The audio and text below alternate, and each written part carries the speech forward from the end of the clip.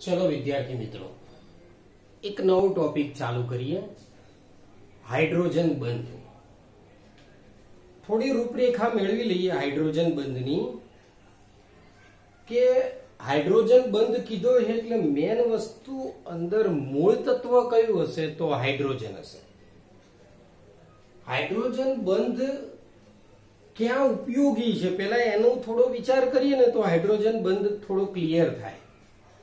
તમે વિચાર કરો કે પાણીના અણુની વચ્ચે હાઇડ્રોજન બંધ છે, જો ના હોત તો પાણી 100 જે 100 સેલ્સિયસ તાપમાને ઉકળે છે ને એ 60 સેલ્સિયસ ઉકળી જાય અને 60 ઉકળી જાય તો લોચા શું પડે, ઉનાળામાં દરિયો આખો ખાલી થઈ જાય, બધા ત્યાં કબડ્ડી ખોખો ક્રિકેટ રમે।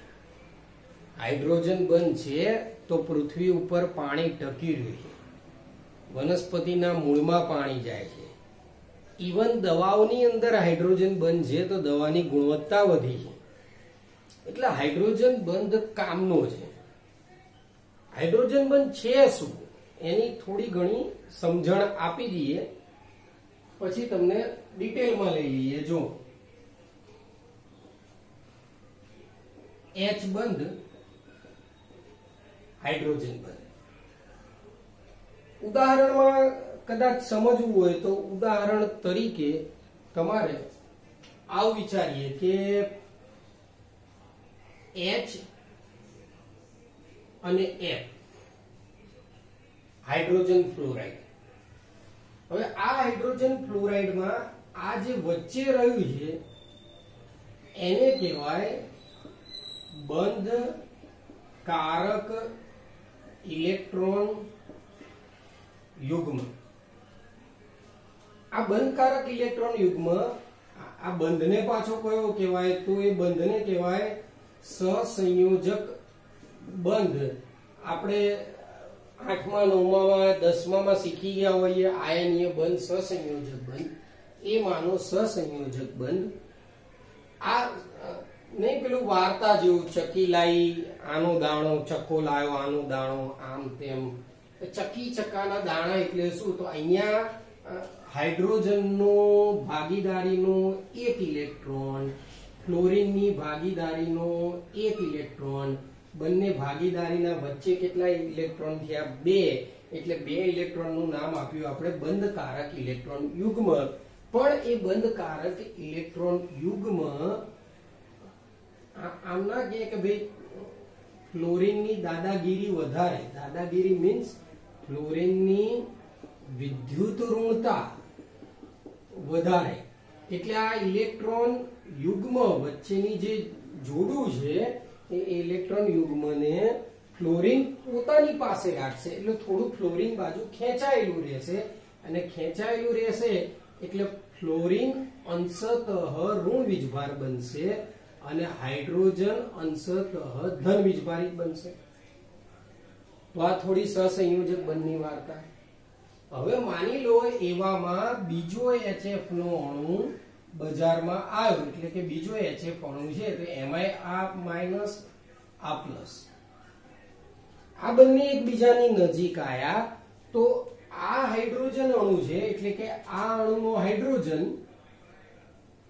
અને બીજા અણુનો વધારે વિદ્યુત ઋણ તત્વ, વધારે વિદ્યુત ઋણ એટલે આ ફ્લોરિન જેવો, એ બંને એકબીજાને દૂરથી આકર્ષશે અને પછી કહેશે કે ચલો અમારા તો કે બંધ અહીંયા બનેલા જ છે તો શું આપણે કઈ બંધ બનાવવો છે, એ તૂટક તૂટક બંધ બનાવશે, એ નવો તૂટક તૂટક બંધ બનશે, એ હાઇડ્રોજન બંધ। તો આ હાઇડ્રોજન બંધની थोड़ी घणी समझूती है। તમે વિચાર કરો કે ઓલરેડી HF વચ્ચે બંધ છે જ, પણ HF નો બીજો અણુ આવ્યો તો બીજા અણુમાં થાય શું કે આ વિદ્યુત ઋણ તત્વ, આ વિદ્યુત ધનમય તત્વ કહેવાય, પ્લસ એટલે વિદ્યુત ધનમય, અને ઉપર જે દર્શાવીએ ને એ ડેલ્ટા વડે દર્શાવાય। તો આ વધારે ધનમય અને આ ઋણમય વચ્ચે એક પ્રકારનું आकर्षण थाय, ये आकर्षण बळने कहेवाय हाइड्रोजन बंध। तो हाइड्रोजन बंधनी व्याख्या को કે સમજૂતી કહો તો સ્ટાર્ટિંગ અહીંયાથી થાય, હાઇડ્રોજન બંધ એટલે એવા આકર્ષણ બળો કે જેમાં એક અણુનો વિદ્યુત ધનમય હાઇડ્રોજન અને બીજા અણુનો વિદ્યુત ઋણમય તત્વ જોડાયેલ હોય. એટલે આ પહેલો મુદ્દો વ્યાખ્યા આમ તો છેલ્લે લખો કે પહેલા લખો, બુકમાં છેલ્લે આપી છે, આપણે થોડી પહેલા લખી દેવાની. હાઇડ્રોજન બંધ એટલે એવા આકર્ષણ બળો કે જેમાં એક અણુનો વિદ્યુત ધનમય હાઇડ્રોજન એટલે આનો હાઇડ્રોજન અને બીજા અણુનો વિદ્યુત ઋણમય એટલે કે F એકબીજા સાથે જોડાયેલા હોય. તો આ પહેલા વ્યાખ્યા લખો, ત્યારબાદ વ્યાખ્યા પછી આ જે સમજૂતી છે એ કઈ રીતે લખવી એ પણ તમને સમજાવીએ. પહેલા વ્યાખ્યા લખી નાખો.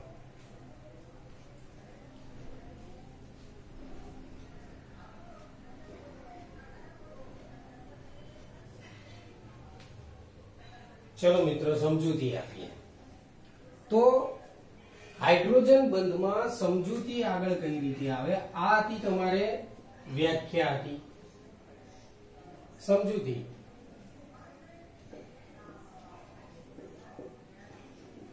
આ રીતે phone FON phone fluorine oxygen nitrogen phone જેવા વધારે વિદ્યુત ઋણ તત્વો હાઇડ્રોજન સાથે સંબંધ બનાવે ત્યારે, સંબંધ એટલે સહસંયોજક બંધ. તમે જે આગળ શીખવાડ્યું એનું ખાલી વાર્તામાં રૂપાંતર છે કે H અને F વચ્ચે સહસંયોજક બંધ બનાવે ત્યારે આને શું કહેવાય? આ વચ્ચે હોય એને બંધમાં આને બંધકારક ઇલેક્ટ્રોન યુગ્મ બનાવે ત્યારે બંધકારક ઇલેક્ટ્રોન યુગ્મ વધારે વિદ્યુત ઋણ પરમાણુ તરફ ખસે છે. આથી FON જેવા અંશતઃ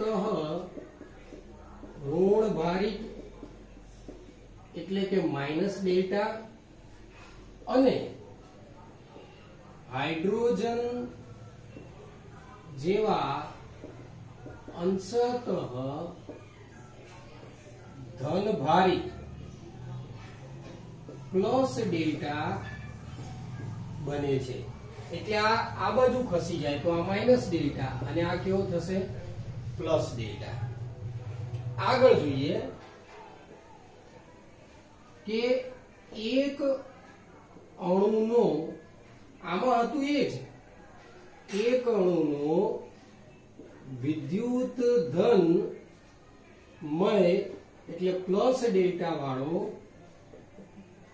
હાઇડ્રોજન બીજા અણુના વિદ્યુત ઋણમય ફોન FON વડે આકર્ષાય અને હાઇડ્રોજન બંધ રચે. એટલે આ જે વ્યાખ્યા લખી હતી એ વ્યાખ્યામાં જે આકર્ષણ બળ હતું એને પાછળ લઈ લીધું, એની જ વાર્તા ફરીથી લખી દીધી છે. ગોળ ગોળ ખાલી ફેરવવાનું જ હોય. ચલો આગળ જોઈએ. આને થોડું અહીંયા લઈ લઈએ એટલે જગ્યા મળી રહે તમને. અંશતઃ ઋણ ભારિત. ચલો આને હટાવી દઈએ.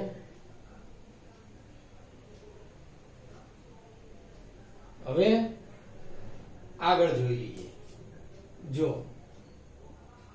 એચ એફ તૂટક એચ એફ તૂટક H F minus delta plus delta minus delta plus delta. આ કયો બંધ થાય? સહસંયોજક બંધ. અને આ તૂટક વાળો કયો થાય? હાઇડ્રોજન બંધ. તો વિચાર કરો, હાઇડ્રોજન બંધ બે અણુ વચ્ચે સેતુનું કામ કરે.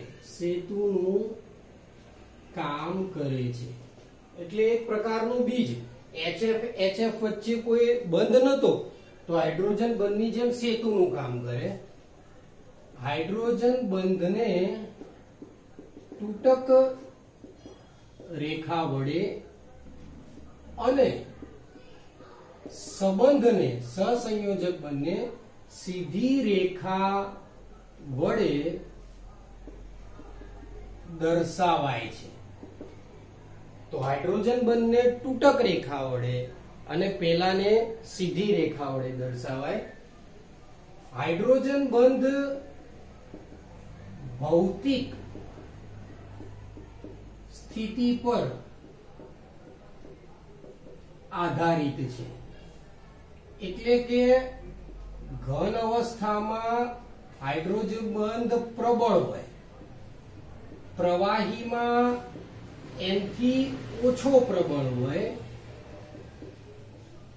અને વાયુની અંદર હાઇડ્રોજન બંધ નિર્બળ હોય. તો આ રીતે હાઇડ્રોજન બંધની વાર્તા થાય. જૂના કોર્સમાં એવું આવતું હતું, જે અહીંયા ક્યાંક લખી દઈએ છેલ્લે અહીંયા, કે હાઇડ્રોજન બંધની ઉર્જા 40 કિલો જૂલ પ્રતિ મોલ છે. આ વધારાનું છે તમારે, બરોબર? તો આ તમારે હાઇડ્રોજન બંધ વિશે વાર્તા આવતી. તો હાઇડ્રોજન બંધ ટૂંક નોંધ અહીંયા પૂરી થાય. વિચાર કરો કે વ્યાખ્યાનું સ્થાન આપણે અહીંયા મૂક્યું, જે તમે ગમે ત્યાં લઈ શકો છો. કે અહીંયા છેલ્લે આ એની કદાચ આ વ્યાખ્યા ગણો તો આ પહેલા સમજૂતી લખી દો આટલી. આને પણ લખવું હોય તો આ એક્સ્ટ્રા છે થોડું તમારે. આ સમજૂતી પૂરી થાય અને આ આવી જાય તમારે વ્યાખ્યા. તો આ તમારે હાઇડ્રોજન બંધ વિશે આવે. કેટલીક વખત પ્રશ્નમાં અમુક ફેરવીને પૂછે, પણ લખવાનું જ આપણે આનું આ જ લખી દેવાનું, ગમે તે હાઇડ્રોજન બંધ વિશે પૂછે તો. આ પેલું હાઇડ્રોજન બંધ જોઈ લો. ઉતારવું હોય તો આખું ઉતારી લો.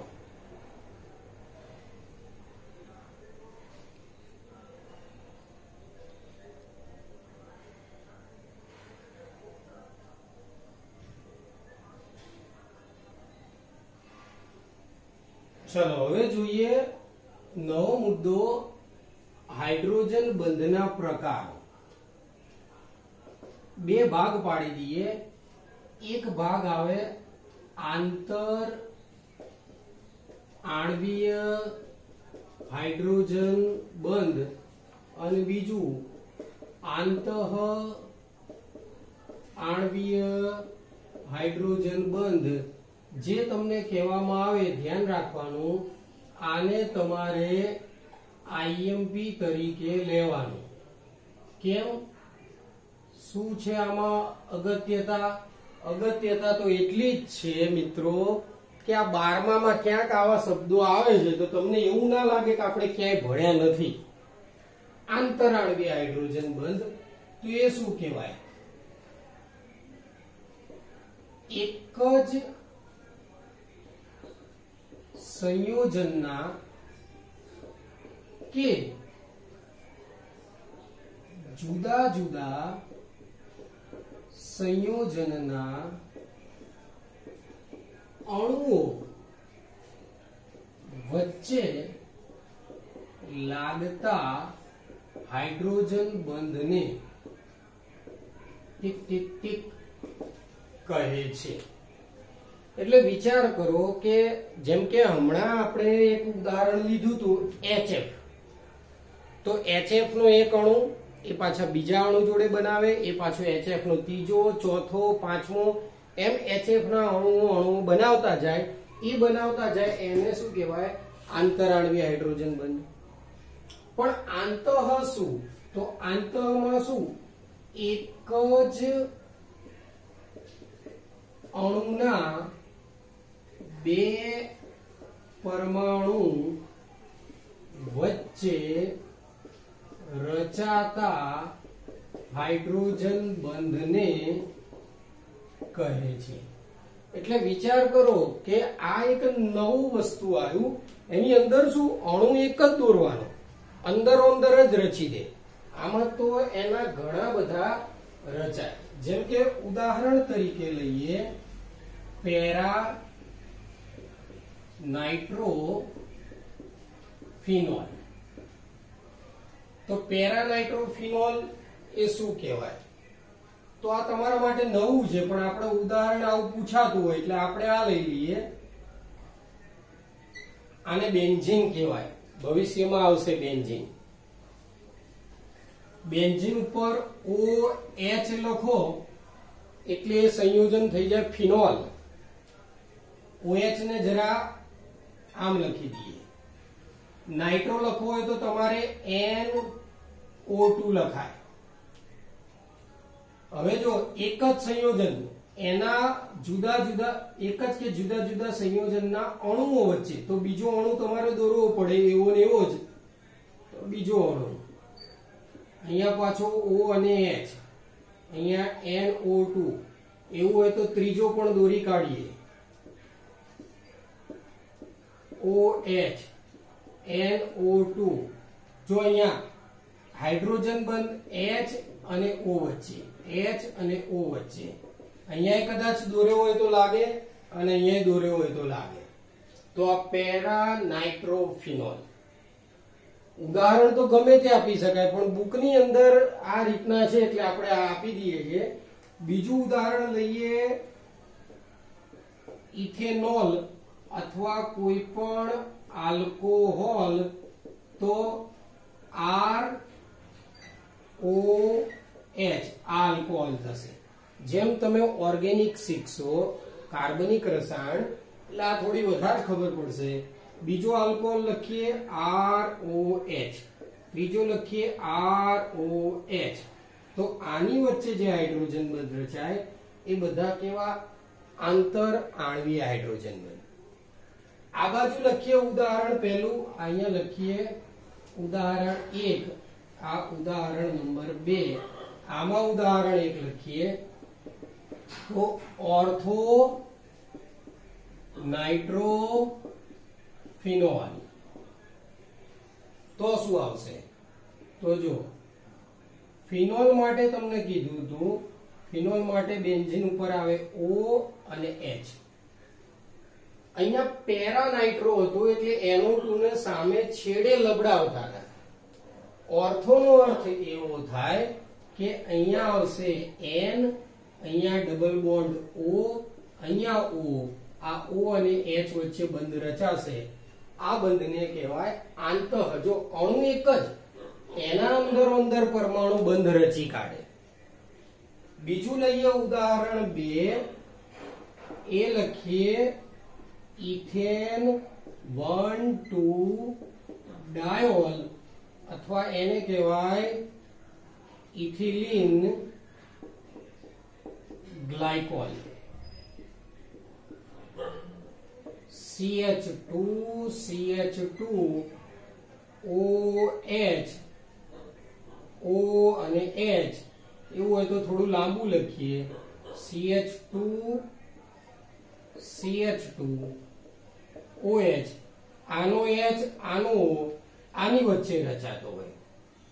ચલો આમાં હાઇડ્રોજન બંધ અણુઓ વચ્ચે રચાય એટલે હાઇડ્રોજન બંધ પ્રબળ હોય તો સામે આની સાપેક્ષમાં નિર્બળ હોય.